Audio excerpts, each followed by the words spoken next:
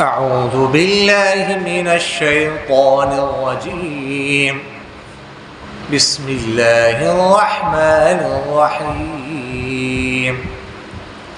يسألونك عن الأهلة قل هي مواقيت للناس والحج وليس البر بأن تأتوا البيوت من ظهورها ولكن البر من اتقى وأتوا البيوت من أبوابها واتقوا الله لعلكم تفلحون.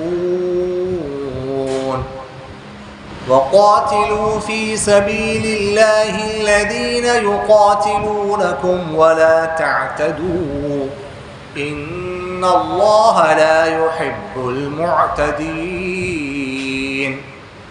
واقتلوهم حيث ثقفتموهم وأخرجوهم من حيث أخرجوكم والفتنة أشد من القتل ولا تقاتلوهم عند المسجد الحرام حتى يقاتلوكم فيه فإن قاتلوكم فاقتلوهم كذلك جزاء الكافرين.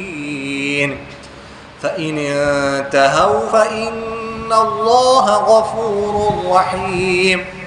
وقاتلوهم حتى لا تكون فتنة ويكون الدين لله فإن انتهوا فلا عدوان إلا على الظالمين.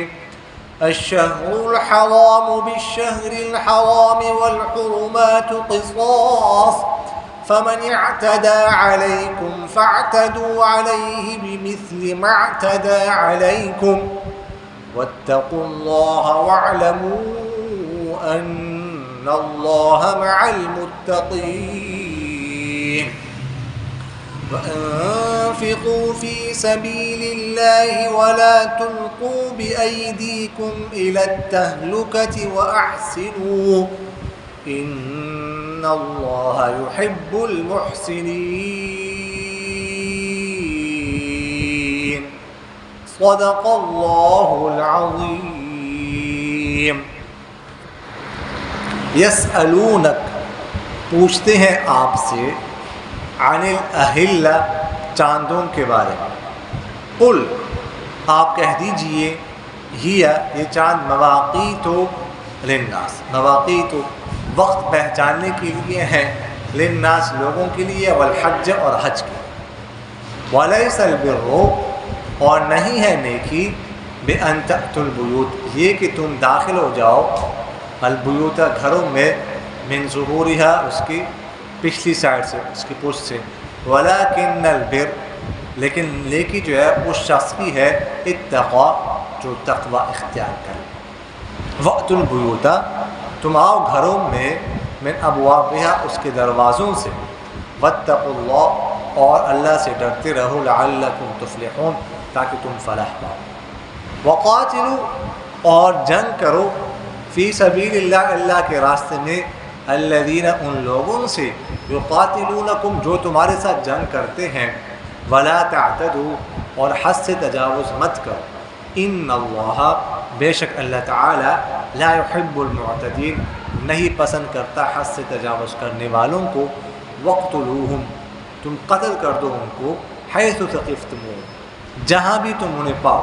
واخرجوہم اور نکال دو ان کو من حیث اخرجوکم جہاں سے انہوں نے نکالا ہے تمہیں. والفتنۃ اور فتنہ اشد زیادہ سخت ہے من القتل قتل کرنے سے. ولا تقاتلوہم اور تم مت جنگ کرنا ان کے ساتھ عند المسجد الحرام مسجد حرام کے پاس حتیٰ یہاں تک یقاتلوکم کہ وہ کرے تمہارے ساتھ قتال فیہ اس مسجد حرام میں. وَإِن قَاتَلُوكُمْ اگر وہ جنگ کرے تمہارے ساتھ فَاقْتُلُوهُمْ تو تم ان کو قتل کر دینا. كَذَلِكَ اسی طرح جزاء الکافرین بدلہ ہے کافروں کا. فَإِن پس اگر انتہا وہ باز آ جائے فَإِنَّ اللَّهَ پس بے شک اللہ تعالی غفور بہت بخشنے والا رحیم بہت مہربان. وقاتلوہم اور تم جنگ کرو ان سے حتیٰ یہاں تک لا تکونا کہ نہ ہو جائے فتنۃ کوئی فتنہ، ویکون الدین اور ہو جائے دین للہ اللہ کے لیے، فإن انتہوا بس اگر وہ باز آ جائے، فلا عدوانہ بس نہیں ہے زیادتی، الا مگر علی الظالمین ظلم کرنے والوں پر۔ الشہر الحرام حرمت والا مہینہ، بالشہر الحرام حرمت والے مہینے کے بدلے میں ہے، والحرمات اور احترام کی چیزیں، حرمت کی چیزیں، قصاص بدلہ ہے، فمن بس جو شخص اعتدا حد سے تجاوز کرے علیکم تم پر، فاعتدوا تو تم بھی زیادتی کرو علیہ اس پر، بمثل اس جیسی ما اعتدى علیکم جتنی زیادتی اس نے کی ہے تم پر، واتقوا اللہ اور اللہ سے ڈرتے رہو، واعلموا اور جان لو ان اللہ بے شک اللہ تعالی مع المتقین تقوی اختیار کرنے والوں کے ساتھ ہے، وانفقوا اور خرچ کرو فی سبیل اللہ اللہ کے راستے میں، ولا تلقوا اور مت ڈالو بایدیکم اپنے ہاتھوں کے ساتھ الی التہلکہ ہلاکت، اپنے ہاتھوں کو ہلاکت میں مت ڈالو، احسنوا اور دل سے نیکی کرو، ان اللہ بے شک اللہ تعالی یحب المحسنین پسند کرتا ہے دل سے نیکی کرنے والوں کو۔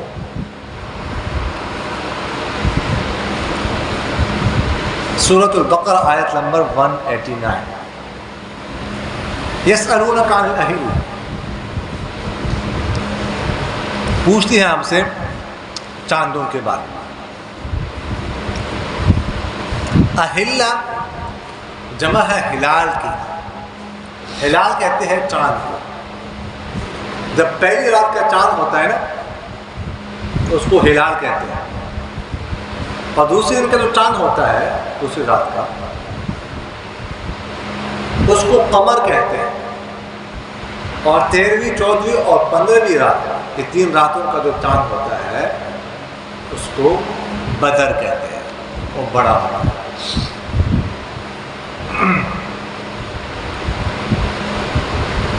اللہ تعالی نے شریعت کا جو حساب ہے اس کا دار و مدار قمری حساب پہ رکھا ہے، ایک ہے شمسی سال، جنوری فروری مارچ اپریل، اس طرح ہندی میں بھی کچھ مہینے ہیں، یہ مختلف اپنے اپنے نام ہیں، آپ کے ہرڑ ہے وغیرہ جارے اس طرح کچھ نام، وہ بھی خیر شمسی حساب سے ہوتے ہیں۔ دوسرا ہے قمر، اللہ تعالیٰ نے دیکھ دین یہ آسانی پیدا کی، حساب رکھتا ہے قمر، ہر شخص جو ہے نا وہ چاند کو دیکھ سکتا ہے، مرد بھی عورت، آسانی سے۔ دیکھو شمسی حساب تو وہ رکھ سکتا ہے جو پڑھا لکھا ہو، دیکھو حساب پڑھا ہو، لیکن قمر چاند کا ہر کوئی دیکھ سکتا ہے، حساب رکھ سکتا ہے، اس لیے آسانی پیدا کی، اور اس وجہ سے اللہ تعالیٰ نے شریعت کا دار و مدار وہ چاند کے حساب کا۔ بچہ بالغ ہوتا ہے، ٹھیک ہے، ویسے تو بلوغ کی علامت اگر ظاہر ہو جائے، اگر نہ ہو 15 سال اس کی عمر ہو جائے قمری حساب سے تو وہ کیا ہے، بالغ سمجھا جاتا ہے۔ رمضان کا مہینہ آتا ہے قمری حساب سے، زکوٰۃ انسان پر واجب ہوتی ہے قمری حساب سے، ذہن میں رکھیے، ٹھیک ہے، جنوری فروری کے حساب نہیں کیا جائے گا، کوئی یکم شعبان کو، یکم شوال کو یا یکم رمضان کو جب بھی صاحب نصاب بن جائے، صاحب نصاب بننے کا مطلب اس کے بعد 52.5 تولے چاندی یا 7.5 تولے سونا، اتنا آ جائے، اتنی قیمت کسی کے پاس آ جائے، ٹھیک ہے، اور اس پر سال گزر جائے زکوٰۃ واجب ہوتی ہے۔ تو جس تاریخ کو صاحب نصاب بننا ہے اگلی قمری تاریخ، اگلی سال کے قمری تاریخ کے حساب سے اس کو زکوٰۃ ادا کرنی پڑے۔ اور یہ بعض لوگ کیا کرتے ہیں، رمضان میں زکوٰۃ ادا کرتے ہیں، بس رمضان اگرچہ کسی اور مہینے میں واجب ہو، یہ بات ٹھیک نہیں ہے، جس مہینے میں واجب ہو جائے صاحب نصاب بننے سے اسی مہینے میں زکوٰۃ دینی چاہیے۔ زکوٰۃ رمضان کے انتظار کرنا یہ ٹھیک نہیں ہے، اس میں بہت سارے خرابیاں ہیں۔ ایک تو ہو سکتا ہے کہ زکوٰۃ آپ پر زیادہ واجب تھی، مثلا یکم شعبان کو آپ صاحب نصاب بنے تھے اب یکم شعبان تاریخ آ گئی، آپ کے پاس 1 کروڑ ہے، لیکن پھر آپ نے اس کے بعد گاڑی خرید لی، رمضان آتے تو آپ کے پاس 60 لاکھ ہے، تو آپ 60 لاکھ ہی دے رہے ہیں، لیکن واجب تو آپ پر ہوئی ہے 1 کروڑ کی۔ اور اس کے علاوہ اللہ تعالیٰ جو ہے نا وہ اسے یہ فقیر کی حاجت کے لیے مقرر کی ہے، تو جس مہینے میں ہو جائے اس مہینے میں فقیر سارا سال گئے کہ فقیر کو ملتے رہنے چاہیے۔ یہ تو نہیں کہ صرف رمضان میں فقیر کو ملے، مستحق کو ملے، باقی سال وہ بیچارہ بیٹھا رہے بس۔ تو یہ بھی جو ہے نا وہ قبر اعتبار سے۔ بعض لوگوں نے آپ صلی اللہ علیہ وسلم سے سوال کیا کہ چاند کو ہم دیکھتے ہیں، کبھی چھوٹا ہو جاتا ہے، کبھی بڑا ہو جاتا ہے، کبھی باریک کبھی موٹا، تو اس کی وجہ کیا ہے؟ تو اللہ تعالیٰ نے یہ آیت نازل فرمائی، یسألونک عن الأہلہ، آپ سے چاندوں کے بارے میں پوچھتے ہیں، ہلال کی جمع قل ہی مواقیت للناس، آپ کہہ دیجئے مواقیت میقات کی جمع ہے۔ میقات کہا جاتا ہے کہ وہ آلہ جس کے ساتھ وقت کی شناخت ہو جائے، وہ سارے کو میقات کہا جاتا ہے۔ تو فرمایا کہ لوگوں کے لیے وقت پہچاننے کا ذریعہ ہے، وقت پہچانتے ہیں، نماز کا وقت اسی کے ساتھ، روزے کا وقت، زکوٰۃ کا وقت، حج حج کے مہینے شروع ہوتے ہیں، شوال سے احرام باندھتے ہیں، اور ذوالحج کچھ مہینے اس میں ان میں حج کیا جاتا ہے، اور خاص کر یہاں پر حج کا ذکر کیا، اس کا تعلق بھی حج کا تعلق بھی وقت کے ساتھ۔ تو فرمایا کہ یہ چونکہ اس کا عبادت کے ساتھ اس کا تعلق ہے، اس لیے جو ہے نا بڑا چھوٹا ہوتا ہے کہ مہینہ ایک گزرتا ہے، دوسرا آتا ہے، تیسرا چوتھا، اس طرح جو ہے وہ الگ الگ احکامات ہوتے ہیں۔ وَلَيْسَ الْبِرُّ بِأَن تَأْتُوا الْبُيُوتَ مِنْ ظُهُورِهَا وَلَكِنَّ الْبِرَّ مَنِ اتَّقَى۔ اگلی جو بات ہے وہ ہے کہ ایسا کرتے تھے مشرکین کہ جب وہ حج کا احرام باندھتے تھے نا، حج کا احرام، تو حج کا احرام باندھنے کے بعد اگر ان کو گھر میں کسی چیز کی ضرورت پڑ جاتی، کوئی کام پڑ جاتا، جو اس کے آس پاس لوگ رہتے ہیں ان کو، اب گھر جانا ہے احرام کی حالت میں، تو وہ گھر کے دروازوں سے سامنے کی طرف سے نہیں جاتے تھے، پیچھے کی طرف سے آتے، پیچھے کی طرف سے، پیچھے کی جانب سے، اور اگر تو پیچھے کی جانب سے کوئی سوراخ وغیرہ راستہ وغیرہ تو ٹھیک ہے، اگر نہ ہو تو سوراخ بناتے تھے، سوراخ کرتے تھے۔ وہ یہ کہتے تھے کہ یار احرام کی حالت میں بھی ہم نے طواف نہیں کیا، ہم دروازے سے کیسے جا سکتے ہیں گھر؟ کوئی بات ایسی کوئی عقل کوئی بات ہے اس میں، یہ ضرورت پڑ گئی ہے تو کوئی چیز اٹھانے کوئی کام کرنا، لیکن وہ اس کو اچھا نہیں سمجھتے، برا سمجھتے۔ اسی طرح ایک صحابی کے ساتھ ایسا ہوا، اسلام لانے کے بعد انہوں نے احرام باندھا، کس چیز کی ضرورت پڑ گئی تو گھر میں چلے گئے، اس دروازے سے چیز اٹھائی، او محلے والوں نے علاقے والوں نے شور کر دیا کہ اس نے کیا کیا، سامنے کے دروازے سے گیا، سامنے کے دروازے سے آ گیا، احرام کر رہا تھا، شور کر دیا۔ تو اس پر اللہ تعالیٰ نے آیت کا یہ حصہ نازل کیا، وَلَيْسَ الْبِرُّ بِأَن تَأْتُوا الْبُيُوتَ مِنْ ظُهُورِهَا وَلَكِنَّ الْبِرَّ مَنِ اتَّقَى۔ نیکی یہ نہیں ہے کہ تم گھروں میں داخل ہو جاؤ اس کی پشت کی جانب سے، پچھلی سائڈ سے،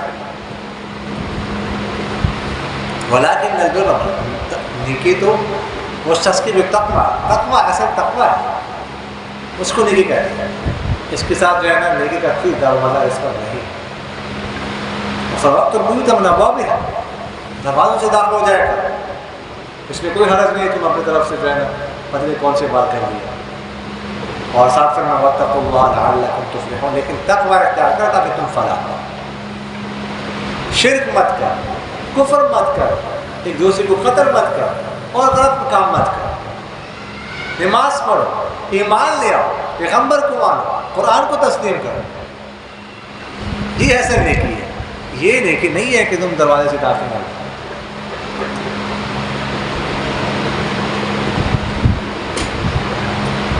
آگے ہے وَقَاتِلُوا فِي سَبِيلِ اللَّهِ الَّذِينَ يُقَاتِلُونَكُمْ وَلَا تَعْتَدُوا. صلح حدیبیہ کا واقعہ ہے. 6 ہجری میں حضور اقدس صلی اللہ علیہ وسلم نے ایک خواب دیکھا. وہ خواب یہ دیکھا کہ میں صحابہ کے ساتھ طواف کر رہا ہوں خانہ کعبہ کا، صفا مروہ کی صحیح کر رہا ہوں. بعض لوگوں نے سر منڈا لیے، بعض لوگوں نے بال کٹوا لیے. یہ خواب ہے. صبح ہوئی صحابہ کو اپنا ایک خواب سنا دی. ظاہر پیغمبر کا خواب ہے تو یہ سچائی. ابھی حج فرض نہیں ہوا اور صحابہ کو کافی 6 سال ہو گئے تھے مکہ مکرمہ سے ہجرت کی ہوئی. خانہ کعبہ نہیں دیکھا، طواف نہیں کیا. دل میں ایک تڑپ کہ جانا. انہوں نے کہا جاتے ہیں، لیکن خواب میں نہیں بتایا کہ آپ کب کریں گے. یہ تو بتایا کریں گے لیکن یہ نہیں کب. وہ جو ہے نا وہ تڑپ پیدا ہوگی، پہلے سے تڑپ تھا. تو وہ 1400 صحابہ کو لے کر آپ صلی اللہ علیہ وسلم مدینہ منورہ سے عمرے کی نیت سے روانہ ہو گئے اور اپنے ساتھ جانور بھی لے لیے قربانی کے لیے. یہ جانور بھی عمرے کا حصہ نہیں ہے، یہ تو ویسے عبادت الگ سے عبادت ہے حاجی، اسے عبادت کے طور پر لے کے جا رہے ہیں. قربانی یعنی کا حصہ عمرے کا حصہ نہیں ہے ویسے.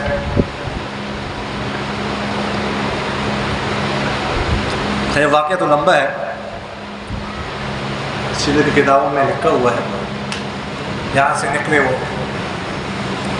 وہاں مشرکین مکہ کو پتہ چل گیا. خیر انہوں نے راستے میں بھی اپنے دستے بٹھا دیے. لمبا واقعہ ہے. خیر حدیبیہ پہنچ گئے. حدیبیہ راستے میں آپ کو پتہ چل گیا کہ وہ مزاحمت جو ہے نا وہ کر رہے ہیں، مزاحمت کی کوشش کر رہے ہیں. حدیبیہ پہنچے. آپ صلی اللہ علیہ وسلم کی ایک اونٹنی تھی، اس کا نام تھا قصوہ. قصوہ سوال کے ساتھ بڑے قاف کیا. وہاں پر بیٹھ گئے. آگے جا رہے ہیں اور صحابہ کہنے لگے قصوہ اڑ گئی، قصوہ اڑ گئی. آپ صلی اللہ علیہ وسلم نے فرمایا نہیں، قصوہ اڑی نہیں، نہ یہ اڑتی ہے، یہ اڑتی نہیں.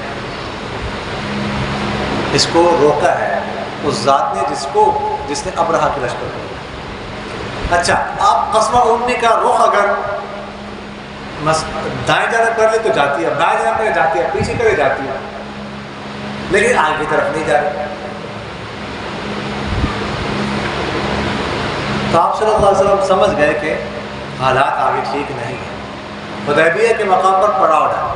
یہ تقریباً 8-9 کلومیٹر مکہ مکرمہ سے مسجد حرام سے دور فاصلے. خیر وہ لمبا واقعہ ہے، وہ سیرت کی کتابوں میں لکھا ہوا ہے کہ وہ جو ہے نا مذاکرات کے ایک آتے ہیں، دوسرے آتے ہیں، تیسرے آتے ہیں، مذاکرات کامیاب نہیں ہوتے. جہاں پر آپ صلی اللہ علیہ وسلم نے حضرت عثمان کو پہلے حضرت عمر فاروق سے کہا کہ تم چلے جاؤ ان سے بات کرنے کے لیے کہ ہم یہاں پہ جنگ کرنے کے لیے سے نہیں آئے، ہم تو عمرے کی نیت سے آئے. عمر فاروق رضی اللہ عنہ نے عرض کیا کہ اگر آپ کا حکم ہے تو میں چلا جاتا ہوں، لیکن آپ جانتے ہیں کہ وہ میرے دشمن ہیں اور میرا کوئی قبیلہ بھی اتنا بڑا نہیں ہے، نہ میرے ساتھ کوئی افراد ہے. بنو عدی قبیلہ تھا عمر فاروق رضی اللہ عنہ. ٹھیک ہے، تو بنو عدی کوئی بڑا قبیلہ نہیں تھا، چھوٹا سا قبیلہ تھا. اگر آپ مناسب سمجھے حضرت عثمان کو بیٹھ گئے، ٹھیک ہے، حضرت عثمان رضی اللہ عنہ قبیلہ بڑا تھا، بنو امیہ بڑا قبیلہ تھا، بنو امیہ ایک بڑا قبیلہ تھا، تو ان کو بھیج دیں۔ آپ صلی اللہ علیہ وسلم نے عثمان سے کہا کہ تم چلے جاؤ۔ حضرت عثمان رضی اللہ عنہ گئے مذاکرات کے لیے، وہاں پر انہوں نے روک لیا عثمان۔ حضرت عثمان سے امام نے کہا طواف کرو، اگر طواف کرنے تو کرو۔ وہ کہتے ہیں کہ آپ سے نہ کریں، میں کروں، یہ ہو سکتا۔ خیر ان کو روکے، یہاں پر افواہ پھیل گئی کہ حضرت عثمان رضی اللہ عنہ کو شہید کر دیا۔ مسلمانوں تک یہ بات پہنچ گیا، آپ سب تک پہنچ گئی، تو آپ صلی اللہ علیہ وسلم نے درخت کے نیچے بیعت لی، موت کہ عثمان کا بدلہ لیں گے، مریں گے لیکن پچھلی ہٹیں گے، جنگ کریں۔ اس کا ذکر ہے سورہ فتح 26ویں پارے میں، لقد رضي الله عن المؤمنين إذ يبايعونك تحت الشجرة۔ اس کو بیعت رضوان اس وجہ سے کہتے ہیں کہ اللہ تعالیٰ نے ان سے رضامندی کا اعلان کیا کہ راضی ہو گئے۔ خیر بعد میں پتہ چلا کہ وہ خبر چھوڑ دی تھی۔ ایسے اس سے معلوم ہوا کہ پیغمبر کے پاس وہ علم ہوتا ہے جو اللہ تعالیٰ نے دیا ہے، غیب کا علم نہیں ہوتا۔ اگر یہ علم ہوتا ہے تو آپ سب کو پتہ چل جاتا ہے نا، یہ تو غلط خبر ہے، جھوٹی خبر ہے، مجھے پتہ نہیں چلا۔ تو غیب کا علم صرف اور صرف اللہ کے پاس، اللہ کے پاس، اس ذات کے پاس۔ باقی آپ سے وسلم کو اللہ تعالیٰ نے بہت علم دیا، اولین آخرین کا علم دیا، لیکن غیب کا علم کہ دنیا میں کیا ہو رہا ہے، ذرہ ذرے کا علم، یہ صرف اللہ کے پاس ہے، کسی اور کے پاس نہیں۔ تو خیر اس کے بعد جو ہے نا سہیل آتے ہیں مشرکین کی طرف سے، ان سے مذاکرات کامیاب ہو جاتے ہیں۔ وہ مذاکرات میں طے ہوتا ہے، مسلمان سے کہا جاتا ہے کہ تم اس سال عمرہ نہیں کر سکتے، اس سال واپس جاؤ، ٹھیک ہے، واپس جاؤ، اگلے سال آنا پڑے گا، اور اگلے سال صرف 3 دن کے لیے آؤ عمرہ، اور پھر اس کے بعد جو واپس جانا پڑے گا۔ تو واپس ہو گئے، لمبا واقعہ ہے۔ مسلمان بہت زیادہ اداس تھے، بہت زیادہ اداس تھا، بہت زیادہ۔ اس میں عجیب قسم کی شرائط تھی کہ جو ہے نا ہمارا کوئی بندہ تمہارے پاس آئے گا، تم واپس کرو گے اس کو، ٹھیک ہے، ہمارا بندہ کوئی مسلمان ہو جائے تمہارے پاس آ جائے، اس کو واپس کرنا پڑے گا۔ اگر تمہارا بندہ کوئی ہمارے پاس آ جائے، اگر تمہارا بندہ کوئی ہمارے پاس آ جائے تو ہم واپس نہیں کریں گے۔ میں اٹھا رہا تھا اس کے ساتھ، تو ہم واپس نہیں کریں گے، ظاہر ہے کس نے۔ تو صاحب بہت اداس تھے، راستے میں جا رہے تھے، اللہ تعالیٰ نے اس کو فتح کہا، سورہ فتح نازل ہوئی، انا فتحنا لک فتحا مبینا۔ یہ فتح ہے ہلکی دبی ہوئی شرائط کے ساتھ، لیکن اللہ تعالیٰ اس کو فتح کہہ رہے ہیں۔ خیر اس کے بعد اس دوران جب صلح ہو گئی، اتنے کثرت سے لوگ اسلام میں داخل ہو گئے کہ 2 سال بعد مکہ مکرمہ جو ہے نا وہ اس کو فتح کر دیا۔ تو جب اگلے سال 7 ہجری میں آئے نا، ذی القعدہ کا مہینہ تھا، تو اس وقت مسلمانوں کو یہ ڈر تھا کہ ہم تو جا رہے ہیں، لیکن اگر انہوں نے ہمارے ساتھ جنگ کی تو ہم کیا کریں گے، ٹھیک ہے، وہاں پر حرم، حدود حرم میں ہوں گے، احرام کی حالت میں ہوں گے، اور حرمت والا مہینہ جس میں قتال ممنوع ہے، تو ہم کیا کریں، یہ ڈر تھا۔ تو اللہ تعالیٰ نے یہ آیت نازل فرمائی، وَاقْتُلُوهُمْ حَيْثُ ثَقِفْتُمُوهُمْ وَأَخْرِجُوهُمْ مِنْ حَيْثُ أَخْرَجُوكُمْ، کہ اگر وہ وقاتلوا پچھلے آیت معذرت وقاتلوا فی سبیل اللہ الذین یقاتلونکم ولا تعتدوا، کہ اگر وہ تمہارے ساتھ جنگ کرتے تو تم بھی کر سکتے، تم بھی کر، اجازت ہے، چاہے حدود حرم ہو، چاہے احرام کی حالت ہو، چاہے حرمت ہو مہینہ، اگر وہ کرے تو تم کر سکتے ہو، اور اس میں تمہارے لیے کوئی حرج نہیں ہے، جنگ کرنا چاہیے۔ ولا تعتدوا، لیکن زیادتی نہیں کرو۔ زیادتی کرنے کا مطلب کیا ہے کہ وہ نہ کرے تم پہل کرو، نہیں، یہ نہیں کرنا، بتا اگر انہوں نے پہل کی تو تم دفاع کر سکتے ہو، اس میں کوئی حرج کی بات نہیں ہے۔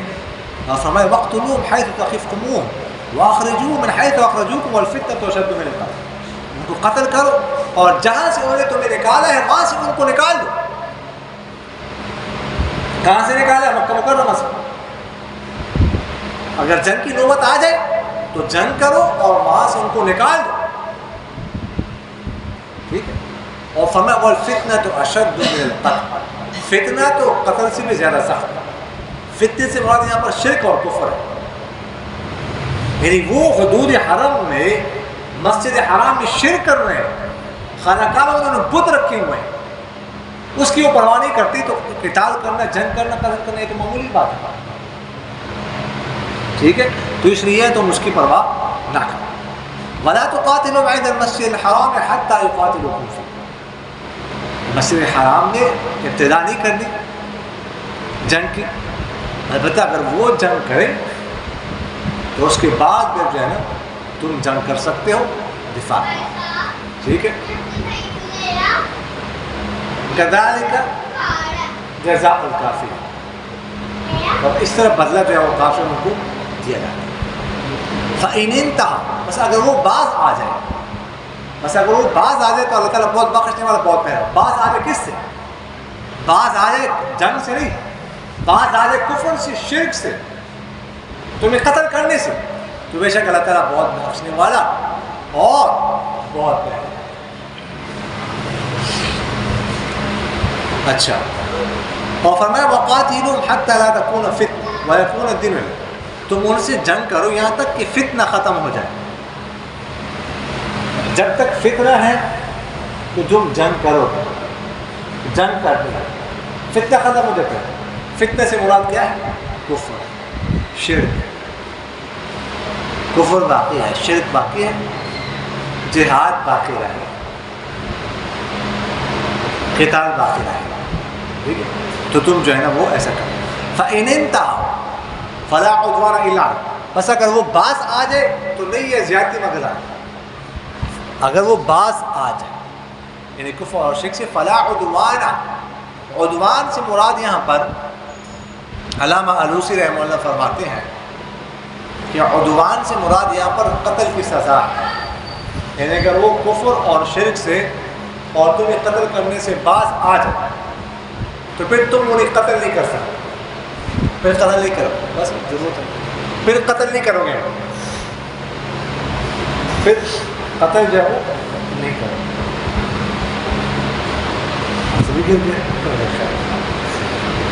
اچھا، تو پھر جو ہے نا وہ ان کو قتل نہیں کرو گے، پھر قتل کی سزا نہیں ہوگی الا علی الظالمین، مگر ظلم کرنے والے، مگر ظلم کرنے والے، یعنی پھر تم یہ قتل نہیں کر سکتے، البتہ جو ظلم کرتے ہیں، جو تمہیں قتل کرتے ہیں، تو پھر تو ان کو قتل کر سکتے ہو، وگرنہ نہیں کر سکتے۔ سمجھ آگے کہ نہیں؟ آگے فرماتے ہیں الشہر الحرام بالشہر الحرام والحرمات قصاص، یعنی ان کے ذہن میں یہ تھی نا بات کہ حرمت والا مہینہ ہے، تو حرمت والے مہینے میں تو قتال ممنوع تھا نا، 4 مہینے ہیں حرمت والے،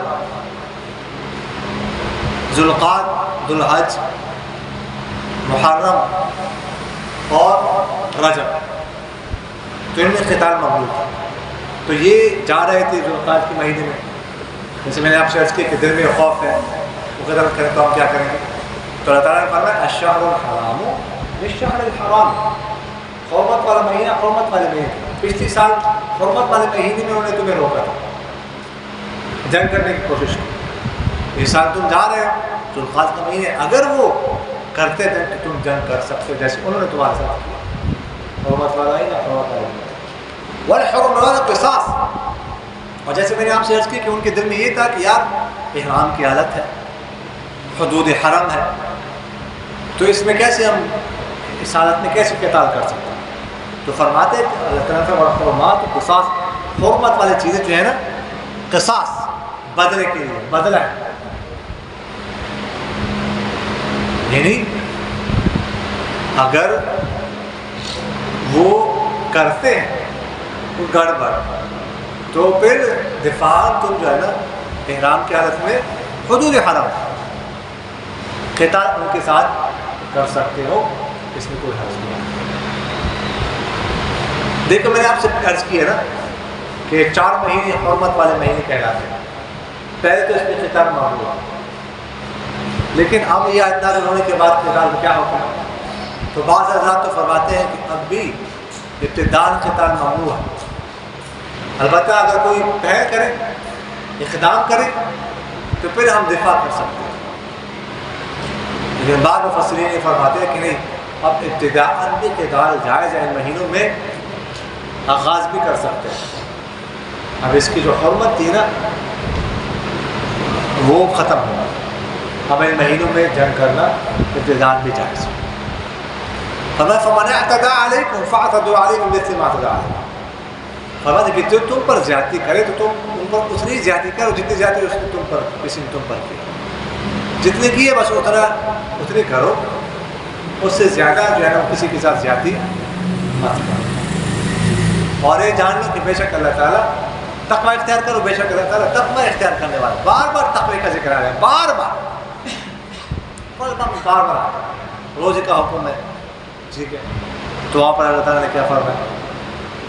تقوی اختیار کیا. اب یہاں پر جو ہے نا وہ یہ ہے کہ گھروں میں داخل ہو جاؤ دروازوں سے، تقوی اختیار کرو. یہاں پر حرمت والے مہینوں کا ذکر ہے، تقوی اختیار کرو. بار تقوی اللہ سے ڈرو، اللہ سے ڈرو، اللہ سے ڈرو. تو اللہ کا جو ڈر ہے یہ بنیادی چیز ہے. جب کسی کو حاصل ہو جائے نا ہوا کہ ہر چیز اس کو حاصل ہو، گویا کہ یہ عبادات احکام فرائض کی روح ہے. احکام تم نے اس لیے بجا لانے ہیں، عبادت اس لیے کرنی ہے کہ تقوی اختیار ہو. اگر کسی عبادت سے تقوی نہیں اختیار ہو رہا، اس کا مطلب ہے کہ اس عبادت کی جو اثر روح ہے نا وہ اس میں موجود ہے. وَأَنفِقُوا فِي سَبِيلِ اللَّهِ وَلَا تُلْقُوا بِأَيْدِيكُمْ إِلَى التَّهْلُكَةِ وَأَحْسِنُوا إِنَّ اللَّهَ يُحِبُّ الْمُحْسِنِينَ. فرمایا کہ تم اللہ کے راستے میں خرچ کرو اور تم اپنے آپ کو جو ہے وہ ہلاکت میں مت ڈالو، اپنے آپ کو ہلاکت میں مت ڈالو. پر ابو عمران کہتے ہیں کہ ہم قسطنطینیہ کی جنگ کر رہے تھے. قسطنطینیہ ہم میں سے ایک شخص نکلا، کفار کے لشکر میں داخل ہو گیا، کہ وہ شہید ہو گیا. تو ہم نے یہ آیت پڑھی کہ اس نے خود کو اپنے آپ خود کو جو ہے نا وہ ہلاکت میں ڈالا. تو حضرت ابو ایوب انصاری رضی اللہ تعالیٰ وہاں پر موجود تھے. انہوں نے کہا نہیں، یہ بات نہیں ہے تم سمجھ رہے ہیں، غلط سمجھ رہے. اصل میں یہ آیت نازل ہوئی ہے ہمارے بارے میں، انصار کے بارے میں. کیسے نازل ہوئی ہے؟ کہ ہم کھیتی باڑی والے لوگ تھے، کھیتی باڑی کرتے تھے، زراعت کرتے تھے، ساری توجہ اس طرف تھی. آپ صلی اللہ علیہ وسلم نے ہجرت فرمائی تو ہم نے آپ صلی اللہ علیہ وسلم کے ساتھ جہاد کرنا شروع کر دیا. جہاد شروع کیا. جہاد شروع کرنے کی وجہ سے ہماری توجہ چونکہ جہاد کی طرف ہو گئی تو کھیتی باڑی ہم سے رہ گئی، تو یہ نقصان ہمارا ہوا، ہمارے اموال کا نقصان ہوا، ضائع ہو گیا. اس کے بعد اللہ تعالیٰ نے اسلام کی مدد فرمائی، اسلام کے مددگار زیادہ ہو گئے. تو بعض لوگوں نے یہ بات کی کہ اب تو اسلام کے مددگار ویسے زیادہ ہو گئے، اب ہماری ضرورت نہیں ہے. اب تو جہاد کرنے والے اور بھی بہت سارے ہیں، تو ہمیں اپنے اموال کی طرف توجہ دینی چاہیے جو ہمارے اموال ضائع ہو رہے ہیں، کھیتی باڑی ہمارے ضائع ہو رہے ہیں، اس طرف توجہ دینی چاہیے، بزنس کی طرف توجہ دینی چاہیے، تجارت کی طرف توجہ دینی چاہیے، یہ کام کرنا چاہیے۔ تو اللہ تعالیٰ نے یہ آیت نازل فرمائی، وَأَنفِقُوا فِي سَبِيلِ اللَّهِ وَلَا تُلْقُوا بِأَيْدِيكُمْ إِلَى التَّهْلُكَةِ وَأَحْسِنُوا، اپنے آپ کو ہلاکت میں مت ڈالو، اللہ کے راستے میں خرچ کرو۔ وَلَا تُلْقُوا بِأَيْدِيكُمْ إِلَى التَّهْلُكَةِ، اس کی دو مطلب ہے۔ ایک مطلب اس کا یہ ہے کہ تم جہاد مت چھوڑو، اگر جہاد چھوڑو گے تو کفار تم پر غالب آ جائیں گے، ظاہر ہے غالب آئیں گے تو تمہیں قتل کریں گے، تمہاری اولاد کو قتل کریں گے، تمہاری نسل کو ختم کریں گے۔ تو تمہیں جو قتل کر رہے ہیں نا، تم قتل ہو رہے ہو، یہ گویا کہ تم خود اپنے آپ کو ختم کروا رہے ہو جہاد چھوڑ، خود اپنے آپ کو ہلاکت میں ڈال رہے ہو جہاد چھوڑ۔ تو ایک مطلب اس کا ہے۔ دوسرا مطلب اس کا یہ والا تم کو بہتری میں تعلق ہے کہ تم خرچ کرنا، اللہ کے راستے میں خرچ کرنا مت چھوڑو۔ اللہ کے راستے میں اگر خرچ کرنا چھوڑو گے تو اسلحہ کہاں سے آئے گا؟ تو اسباب کی دنیا ہے، اس کے بغیر تو نہیں ہو سکتا۔ مجاہدین جہاد کرتے ہیں، ان پر بہت سارا خرچہ آتا ہے، اسلحے کا خرچہ آتا ہے، کھانے پینے کا خرچہ ہوتا ہے، سواری کا خرچہ ہوتا ہے، سفر کے بہت سارے اخراجات ہوتے ہیں، اور آج کل تو اور بھی بہت زیادہ۔ اگر تم جو ہے نا وہ خرچ کرنا چھوڑو گے تو ظاہر ہے کہ اسلحہ مگر نہیں ہوگا، کفار تم پر غالب آئیں گے، تو تم نے گویا کہ خود اپنے آپ کو ہلاکت میں ڈالا۔ وہ احسنوا، اور احسان کرو، احسان کرتے رہو۔ احسان عبادت میں بھی ہوتے ہیں، احسان معاملات، عبادات معاملات دونوں میں ہوتے ہیں۔ عبادات میں احسان کیا ہے؟ مشہور حدیث ہے، حدیث جبرائیل، اس میں آپ صلی اللہ علیہ وسلم جبرائیل علیہ السلام نے پوچھا من احسان، تو آپ صلی اللہ علیہ وسلم نے فرمایا، انہوں نے پوچھا احسان کیا ہے؟ تو آپ صلی اللہ علیہ وسلم نے فرمایا ان تعبد اللہ کأنک تراہ فإن لم تکن تراہ فإنہ یراک، کہ اللہ کی عبادت اس طور پر ایسی کرنی ہے گویا کہ تم اللہ کو دیکھ رہے اپنی آنکھوں سے، یہ اعلیٰ مقام۔ اور اگر تم اللہ کو نہیں دیکھ سکتے تو کم سے کم یہ تو کر لو، تم تصور، یہ مراقبہ تو کر لو کہ اللہ تمہیں دیکھ رہے ہیں۔ یہ احسان، عبادات اور معاملات میں بھی احسان۔ ایک حدیث شریف میں آتا ہے کہ آپ صلی اللہ علیہ وسلم نے فرمایا کہ تم جب کسی کو قتل کرو تو اس میں بھی احسان کرو، جب ذبح کرو احسان کرو، چھری تیز کرو، اور چھری جانور کے سامنے نہیں تیز کرو، جانور کے سامنے تیز کرو کہ وہ ڈر جائے، اس کو ڈرانا نہیں، اور جب ذبح کرنے تو جلدی جلدی ذبح کرو، چھری تیز ہو تاکہ اسے تکلیف کم پہنچے۔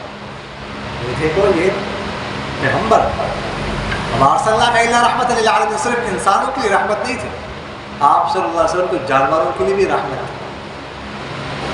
تو یہ معاملات میں احسان، احسان کرو، ان اللہ یحب المحسنین، بے شک اللہ تعالیٰ احسان دل سے نیکی کرنے والوں کو پسند ہے، جو دل سے نیکی کرتے ہیں، جو احسان کرتے ہیں تو اللہ تعالیٰ ان سے محبت کرتا ہے۔ کسی کے ساتھ سودا طے ہوا، چیز خرید لی، کتنے کی ہے؟ 500 کی مثال کے طور پر، تو دینے والا زیادہ دے کہ 520 دے، 550 لینا، میری طرف سے احسان۔ دکاندار کہتے نہیں میں نے 450 لینا ہے، 500 کہتے ہوئے میں احسان کروں۔ رکشے کا کرایہ طے ہوا ہے کتنا؟ 150 روپے، اب اس کو 160 دے، 170 دو احسان۔ رکشے والا کہ نہیں میں نے 130 لینا، 140 لینا، طے 150 میں۔ یہ احسان ہے، اضافی جو دے رہے یا وہ کم کر، یہ احسان ہے نا، طے تو 150 ہوا تھا۔ تو ہر معاملے میں احسان کرنا چاہیے۔ تمہیں اللہ تعالیٰ تم پر احسان کر رہا ہے، تم اللہ کے مخلوق پر احسان کرو۔ تو فرمایا جو کوئی احسان کرتے ہیں اللہ تعالیٰ ایسے لوگوں سے محبت کرتا ہے۔ وما علینا الا البلاغ۔ آمین۔ الحمدللہ رب العالمین، والعاقبة للمتقين والصلاة والسلام على خير خلقه محمد وعلى آله وأصحابه أجمعين. ربنا لا تزغ قلوبنا بعد إذ هديتنا وهب لنا من لدنك رحمة إنك أنت الوهاب. ربنا إنك من تدخل النار فقد أخزيته وما للظالمين من أنصار. ربنا إننا سمعنا مناديا ينادي للإيمان أن آمنوا بربكم فآمنا. ربنا فاغفر لنا ذنوبنا وكفر عنا سيئاتنا وتوفنا مع الأبرار. ربنا وآتنا ما وعدتنا على رسلك ولا تخزنا يوم القيامة إنك لا تخلف الميعاد. ربنا هب لنا من أزواجنا وذرياتنا قرة أعين واجعلنا للمتقين إماما. إلى ذا الجلال والإكرام ہمارے تمام صغیر کبیرہ گناہوں کو معاف فرما. إلى ذا الجلال والإكرام ہمارے تمام لغزشوں سے، تمام کمیوں سے، تمام کوتاہیوں سے، تمام غفلتوں سے درگزر. إلى ذا الجلال والإكرام ہمیں بار بار حرمین کی زیارت نصیب فرما، بار بار حج و عمرہ کرنے کی سعادت نصیب فرما. إلى ذا الجلال والإكرام جن حضرات نے ہمیں دعا کے لیے کہا ہے یا دعا کے لیے کہنا چاہتے تھے لیکن نہیں کہہ سکے، ہم سے دعا کی توقع رکھتے ہیں، ان سب کی تمام جائز حاجات کو پورا فرما. إلى ذا الجلال والإكرام ہمیں اپنے کلام قرآن پاک کی فہم و سمجھ نصیب فرما، اپنے کلام میں غور و فکر کرنے کی، غور و خوض کرنے کی توفیق نصیب فرما. إلى ذا الجلال والإكرام ہمیں نیک کام کرنے کی توفیق نصیب فرما، گناہوں سے بچنے کی توفیق نصیب فرما. إلى ذا الجلال والإكرام جو لوگ بے روزگار ہیں ان کو حلال کا روزگار عطا فرما. جو حضرات جن حضرات کی اولاد نہیں ہے ان کو نیک صالح اولاد عطا فرما. إلى ذا الجلال والإكرام ہماری اولاد کو نیک صالح بنا دیجیے، ہماری اولاد کو ہمارے یہاں کی ٹھنڈک بنا دیجیے. إلى ذا الجلال والإكرام ہمیں بھی اپنی والدین کے لیے اطاعت گزار اور فرمان بردار بنا. سبحان ربك رب العزة عما يصفون وسلام على المرسلين والحمد لله رب العالمين. آمين يا رب العالمين برحمتك.